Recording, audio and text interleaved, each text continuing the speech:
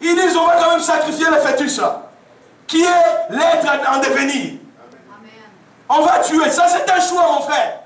Et demain, quand vous aurez besoin de l'enfant, l'enfant ne vient pas. Parce que le premier choix n'a pas été meilleur. Ce n'était pas le bon choix. Mon frère, ma soeur, même si Bénil prie pour toi, il y a d'autres choses. C'est les conséquences de choix de parents, de vos choix personnels. Et c'est comme ça qu'on voit après on commence à se rejeter la balle. Si je savais. Mais Dieu te dit ceci. Fais les bons choix. Chaque jour, Dieu nous place devant des choix à faire. Qui dit Amen? Amen. Même servir le Seigneur, c'est un choix. Est-ce qu'on peut dire Amen? Amen. Servir le Seigneur, c'est un choix. Il y a des gens qui croient que servir le Seigneur, c'est servir la parole. Quand on parle d'un élu, cela veut dire qu'il y a une élection entre le monde et Dieu. Et Dieu t'a élu. Vous voyez quand on va voter là. Il y a des boîtes où on est en train de mettre le nom de la personne. Après le scrutin, on doit choisir qui a, qui a reçu plus de voix. Mais dans cette élection, ça se passe avec les créateurs. Et Dieu, c'est lui qui t'a choisi. Je ne sais pas si tu comprends ça. Il y a des gens qui se négligent eux-mêmes. Dieu t'a choisi. Il dit, je t'ai choisi. Alors que ton père avait fait un mauvais choix. Moi, je t'ai choisi. Moi, je te place devant la vie et la mort. Moi, je te dis de choisir la vie pour vivre. Et pour léguer aussi la vie à tes enfants, à ta postérité. Mais la plupart des gens, quand on leur présente des choses, ce n'est pas ce qu'ils choisissent. Tu peux choisir ta femme, tu peux choisir ton mari. Mais cela ne garantit pas le bonheur. Est-ce que vous comprenez ça? Tu peux choisir ta femme. On est responsable de ses actes. Vous pouvez vous marier 5 personnes, même année, je ne sais pas, le même jour, à même heure. Mais les résultats diffèrent ou différents. Tout est question de choix que vous faites. Ce n'est pas parce que tu as appris que l'autre se marie. Moi aussi, je vais précipiter les choses. Non. Moi, je sais que mon temps arrivera. Quand c'est mon temps, je vais entrer là où Dieu veut que j'entre. Mais le vrai problème aujourd'hui, les autres, quand ils choisissent, ils veulent seulement paraître pour qu'on me voie aussi. Je ne sais pas si on est en train de comprendre ce que je suis en train de dire, mais on est en train de décoller. Dieu nous montre le chemin. Puis il nous laisse le choix, de faire le choix. Ou bien le soin pour prendre une décision. Par rapport à ce qu'il nous présente. Il dit, je mets devant toi la vie et la mort. Mon frère, ma soeur, si on pouvait te dire aujourd'hui, on met devant toi la vie et la mort. Parce que quand les gens ils parlent ici, ils disent, ah Jésus-Christ, vraiment les gens de son époque, ils étaient mauvais. Ils étaient mauvais certes. Mais ces gens-là voyaient Jésus comme ça, ils prêchaient. Comme nous prêchons aujourd'hui, il y a trop de contradictions avec des gens. Les gens qui se compliquent eux-mêmes. Je crois ça, ça je ne crois pas. Mais nous avons lu au début, la Bible dit que toute écriture est inspirée de... Ah, mais c'est difficile aujourd'hui que les gens comprennent ces choses. Ils sont prêts à tout. À apprendre qu'il y a un homme qui vient de là, mais ne le connaissons même pas. Oh, un prophète. Quand il se met en soutane au cours, ce n'est pas ça qui guérit, ce n'est pas ça qui délivre. La Bible dit dans leur détresse, ils crièrent à l'Éternel. Et l'Éternel leur envoya sa parole. Les enfants d'Israël souffraient en Égypte, mais Dieu un jour a dit à Moïse, j'ai entendu les cris de mes enfants et je suis descendu. Amen. Le choix, mon frère, ma soeur. Moïse était ce pharaon, mais il devait faire un choix. Il vivait dans le luxe. Un jour, il a vu ses frères hébreux. Écoute, tes frères sont tes frères. Tes sœurs sont tes sœurs. Tu ne peux pas trahir tes frères. Tu ne peux pas trahir tes sœurs. Tu ne peux pas trahir ta famille. Est-ce qu'on peut se dire, dis à un voisin, tu es mon frère, tu es ma sœur, nous devons nous aimer. Mais aujourd'hui, on dit, on appelle les gens des chrétiens. Dis chrétien. Ah, chrétien veut dire comme Christ. Dis comme Christ. Oh, Christ vient de Christos, qui veut dire un ouais. Pose la question au voisin, est-ce que toi tu es vraiment ouais? C'est ça le vrai problème dans l'église. On porte l'étiquette des chrétiens pour dire que nous sommes des ouais. Des ouais, ça veut dire des gens qui sont conduits par l'Esprit de Dieu. Mais le vrai problème, on appelle les gens des chrétiens. Attends! On appelle quelqu'un frère. C'est pour cela, je préfère qu'on appelle la personne par son nom maintenant. On appelle quelqu'un sœur, mais attends! Je préfère même qu'on appelle quelqu'un juste un simple croyant. Abraham était un simple croyant. Un simple, et les autres étaient des simples croyants. Mais aujourd'hui, on nous appelle des chrétiens. Mais des chrétiens avec des couteaux. Prêt à poignarder l'autre. Prêt à faire du mal à l'autre. Le choix, c'est ça, c'est détruire l'autre. Une armée divisée ne peut pas aller loin. Jésus a dit, même à ses disciples, un royaume divisé ne peut pas avancer. Le choix, mon frère, ma soeur, savoir faire le choix. À cette époque de Moïse, Israël devait faire un choix. Et il y avait Josué. Josué était de la nouvelle génération. Josué faisait partie des 12 espions. Parmi les 12, il y avait seuls 2 qui avaient fait la distinction. Ils avaient fait un choix. Je ne sais pas si vous comprenez. Amen. Ils avaient fait un choix. Quand ils sont allés, ils sont revenus. Les 12 ensemble, les 10, ils avaient un rapport négatif. Il y a des gens qui seront négatifs dans l'église. Ils ne seront jamais contents. Dis avec moi, mécontents toujours. Mécontents toujours. Oh, je vais te dire ceci, les mécontents ne manqueront jamais. Que le pasteur vienne en babouche, lui il est mécontent. Que le pasteur s'habille bien, lui il est mécontent. S'il n'a pas payé les cheveux, lui il est toujours mais qu'il paye les cheveux, il n'est pas content toujours. Mais qu'est-ce qu'il veut? Il y a des gens compliqués. Ce qu'il veut, tu ne sais pas. Il cherche des bêtes noires partout. Il y a des gens, nous l'attendons seulement. Une occasion de chute. Les gens t'attendent. Dans l'église, je parle de l'église. Leur choix, c'est quoi? Que tu tombes, tu tombes. Ah, mon frère, ma soeur. Ça, c'est un choix que toi, tu as fait. Or, la Bible dit, aimez-vous les uns pour les uns les autres. Et priez les uns les autres. Ah, c'est ça. Mais aujourd'hui, on ne pense jamais à prier pour l'autre. L'homme ne voit que son intérêt. Quand il fait le choix, c'est seulement moi. Il n'y a que le moi qui domine.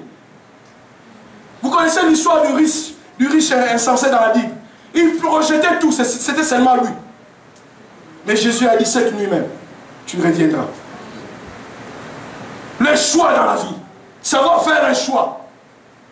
Josué faisait partir de ces 12 espions. Mais il avait fait un choix. Mon frère, ma soeur, des fois on ne sait pas avec qui on marche.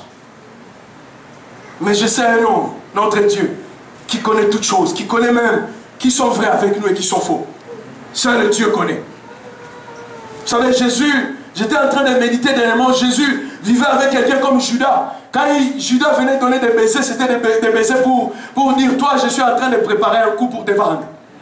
Est-ce que vous comprenez ça? Toi, je suis allé négocier déjà un prix pour te vendre. Mais Jésus qui était Dieu habitait avec un type pareil. Est-ce que vous comprenez? Et il vient aussi, Jésus lui dit, ce que tu as dans le cœur, fais-le. Est-ce que vous comprenez ça? Jésus avait l'onction sans limite. Quand on venait l'arrêter, la Bible dit, il a dit à ces hommes qui les cherchaient, je suis là, arrêtez-moi. Ces hommes reculèrent et ils tombèrent. Il avait la force et la puissance. Il a dit, il faut que les Écritures puissent s'accomplir. Amen. Il faut qu'il y ait des Judas dans l'église. Ah, on ne dit pas Amen. Amen. Mais il faut qu'il y ait aussi des Thomas. Amen. Ah, vous ne voulez pas? Mais Jésus qui était Dieu, il y avait des Thomas. Thomas toujours négatif, dit négatif. Lui, son choix, quand Jésus dit, allons ressusciter Lazare, lui dit aux autres, on va nous lapider, on va mourir avec cet homme. Ils sont négatifs. Vous priez, après la prière, lui, il reste négatif. C'est son choix qu'il a fait dans la vie. C'est pour ça qu'il ne faut pas souffrir. Écoute, la décision que tu prends dépend avec qui tu es, dépend avec qui tu marches. Je ne sais pas si vous comprenez ici. Écoutez, Josué qui était avec Moïse, après dans Josué chapitre, vous pouvez lire à la maison. Je vais juste sauter. Il dit au verset 14, maintenant, craignez l'Éternel, servez-le avec intégrité et fidélité. Faites disparaître les dieux qu'ont servi vos pères et de l'autre côté du fleuve en Égypte et servez l'Éternel. Pour les dieux que servaient vos pères au-delà du fleuve, pour les dieux des Amoréens dans le pays desquels vous habitez, moi et ma maison, qui est-ce que tu veux servir?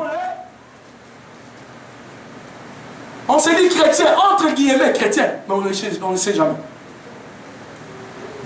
Quand un chrétien ou bien une chrétienne est prêt à fermer les coups de poing pour se battre, On se pose aussi des questions sur l'identité de cette personne-là. Josué qui était jeune à l'époque, là il a succédé à Moïse. À la fin, il fait une déclaration ferme devant les enfants d'Israël en disant, si vous voulez servir les autres dieux, parce qu'à l'époque, en Égypte, il y avait plusieurs dieux. Il y avait la confusion. On priait des statues. Or, Dieu avait interdit cela. Écoutez, nous sommes les enfants d'Israël. Dis avec moi, nous sommes d'Israël par la foi. Oh, nous sommes dans l'alliance. Je ne sais pas si vous comprenez. Nous sommes dans l'alliance avec Dieu. Est-ce qu'on est en train de comprendre ce que je suis en train de dire? Oh, notre ancêtre, je vais maintenant aller. Notre ancêtre, Abraham, nous allons aller dans Genèse chapitre 12. Vous allez voir au premier verset. Cet homme vivait une vie. Il croyait que cette vie était meilleure. Il y a des gens qui se contentent, non, je suis arrivé au Canada, c'est fini. Non, ce n'est pas tout, ce n'est pas encore fini. Dis avec moi, ce n'est pas fini. Ce n'est pas fini. Dieu lui dit, dans le chapitre 12, au verset 1er, Abraham, va-t'en de ton pays, de ta patrie, de la maison de ton père, dans le pays que je te montrerai. Dieu parle à un homme. Il lui dit, écoute, je te donne le choix à faire. Est-ce que vous comprenez ce que je suis en train de dire? Dieu lui demande de quitter. Dis avec moi, quitter. Quitter. On parlait de ça hier dans la réunion de couple ici. On est appelé à quitter. Il y a des gens, ils viennent à l'église, mais quand ils appellent en Haïti, là-bas c'est toujours le vaudou. Ça ne marche pas. On va aller voir cet homme-là qui fait le vaudou. Ah, vous mélangez le vaudou avec les choses spirituelles. Attends, ça va te rattraper le vaudou. Je ne sais pas si vous comprenez. Amen. Il y a un jeune homme avec qui on était à l'époque chez nous, qui est décédé dans les années 99. Qu'est-ce qui s'est passé? Il s'appelait Olivier, il priait très bien. Après son décès, j'ai posé la question à son oncle. Qu'est-ce qui est arrivé avec Olivier? Son oncle me dira ceci. Mon frère qui était son père, ils avaient un problème pour enfanter, pour avoir un enfant. Alors mon frère est retourné au village. Est-ce que vous comprenez ça? Il y a des gens, il est ici. Mais lui c'est au village. Oh, nous on vient de Mbeteng, à base, au Bakongo. Ça c'est chez nous. J'ai dit un type, on revient avec lui, là où il était en Angleterre, on va le soigner là-bas. Il priait avec nous. Mais quand il est tombé malade, on traverse la capitale. On va avec lui de l'autre côté, on va le soigner. Mais quand il est revenu dans la capitale, bon, cadavre. Est-ce que vous comprenez? La vie est faite de choix. Il y a des familles comme ça. Cet homme-là est allé pour chercher un enfant. Vous savez, le diable n'a jamais créé. Nous avons un seul créateur. La Bible dit, seule la bénédiction de l'Éternel enrichit. Elle ne se fait suivre d'aucun chagrin. Pas la bénédiction d'apparence. La bénédiction. Tu dormiras dans la paix. Amen. Il y a des gens, tu vois seulement quelqu'un en voiture. Ah, moi aussi, si je savais, si moi aussi je pouvais avoir. Tu ne sais pas où est-ce qu'il a tiré ça, comment il a eu ça, comment il a manigancé. Il y a des gens dans des combines que tu ne maîtrises pas. Toi, tu essayes seulement en prison. Amen. Lui, c'est un, je ne sais pas si vous comprenez, lui, c'est un voleur, donc un voleur des temps. Il est habitué à dribbler. Et toi, tu crois que non, au Canada, tu vas vivre comme ça. Laisse. Les Canadiens, avec la technologie, ils vont te rattraper aussi. Dieu fera que tu écoutes la parole, tu ne te répands pas. Tu continues à dribbler. Non, nous, on ne fait pas des cailloux. Nous, on dort jusqu'à midi. Toi, tu dors jusqu'à midi. Oui, c'est bien. Continue de dormir. Ça va te rattraper demain. Et c'est comme ça que beaucoup se sont créés des problèmes. On arrive au Canada, on donne $500. Il appelle chez lui. Comme un frère à Ottawa. Quand il dit seulement qu'on lui donne $600, son père dit, écoute ceci, prends-toi un petit studio de $50. Et le reste de l'argent, envoie-nous.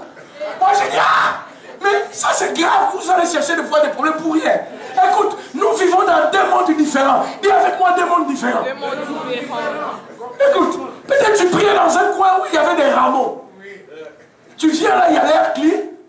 Ah mais soyons simples des fois. Il y a des gens qui priaient sous les rameaux. Mais quand ils viennent, nous vraiment dans notre église, c'était pas comme ça. C'était comment? Comme un autre était venu ici, dans notre église, les femmes ne doivent pas se mettre. Non, moi je lui ai dit, toi tu viens d'arriver au Canada. Laissons les temps au temps. Tu crois que parce que chez vous on portait les pailles, ici au Canada on connaît aussi les pailles.